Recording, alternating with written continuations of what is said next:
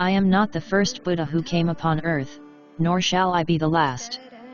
In due time, another Buddha will arise in the world, a holy one, a supremely enlightened one, endowed with wisdom in conduct, auspicious, knowing the universe, an incomparable leader of men, a master of angels and mortals.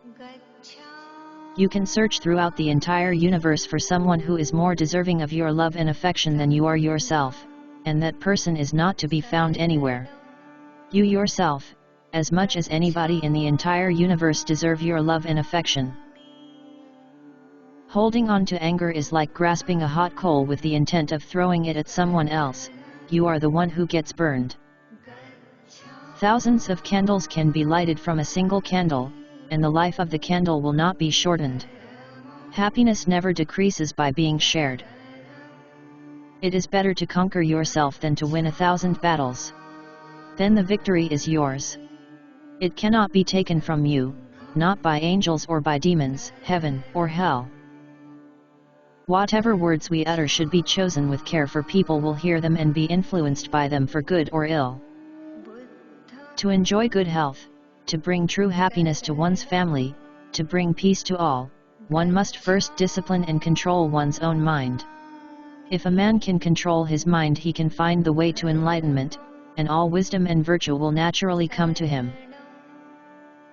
With fools, there is no companionship.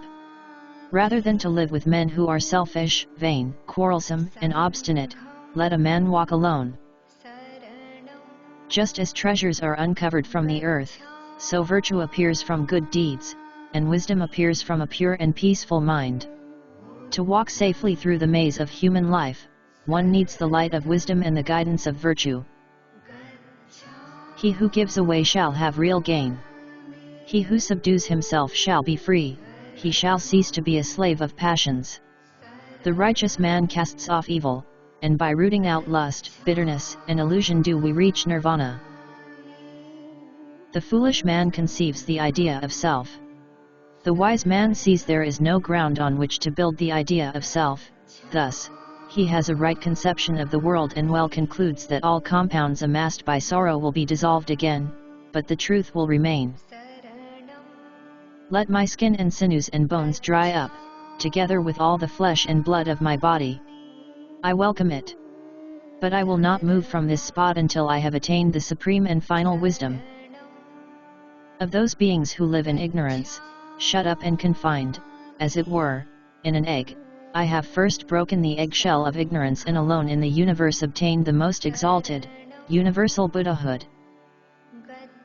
Charity bestowed upon those who are worthy of it is like good seed sown on a good soil that yields an abundance of fruits. But alms given to those who are yet under the tyrannical yoke of the passions are like seed deposited in a bad soil.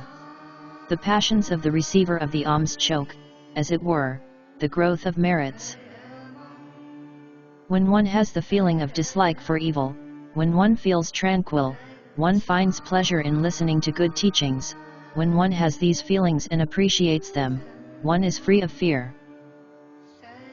In a controversy, the instant we feel anger, we have already ceased striving for the truth, and have begun striving for ourselves.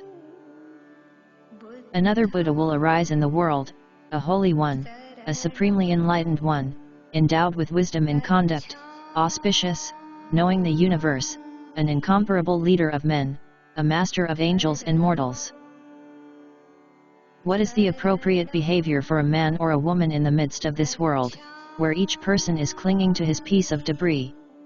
What's the proper salutation between people as they pass each other in this flood?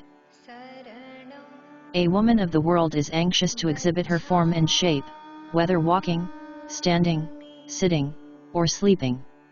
Even when represented as a picture, she desires to captivate with the charms of her beauty and, thus, to rob men of their steadfast heart. To live a pure, unselfish life, one must count nothing as one's own in the midst of abundance.